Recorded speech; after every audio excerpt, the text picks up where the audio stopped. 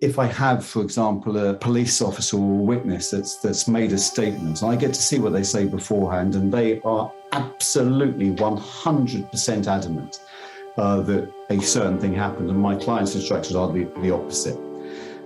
You can do a number of things. I think you have to be honest. I'll give you one example that I represented a doorman called Tarzan, which gives you some impression of the size that he was. I don't have time to tell you all about the case, but what he was charged with was an attempted murder of a guest in his nightclub.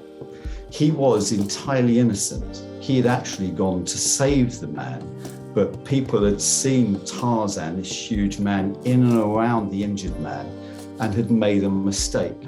One of the witnesses was an off-duty police officer, and I can still remember, this was about 10 years ago, I can still remember the line from his statement saying, "I saw the doorman stand on his head and I heard the noise of a crushing that was similar to a crushing of a cardboard box." It was that graphic. And this was an off-duty policeman saying, "I saw him do it." And so to deal with him, I knew I couldn't influence him to say I could be wrong. But what I assessed was that he hadn't actually been able to see feet because he was behind a wall that was waist high. And so I said to him this, I said, look, and the other thing was when he came to give evidence, and I listened to him give evidence, it was clear he was telling the truth. As far, he wasn't what I suspected he was to begin with, some jumpstart police officer thinking I'm going to be a super witness. He was actually believed what he was saying.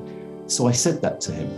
I told him in front of the jury, I was prepared to cross-examine you on the basis that you had just made things up to support a police case, but actually I can see you're telling the truth. And he said, thank you. And I said, well, will you do me now the same service and just answer the questions as to what you saw? Take all the inferences that you drew out. Did you see his feet? No.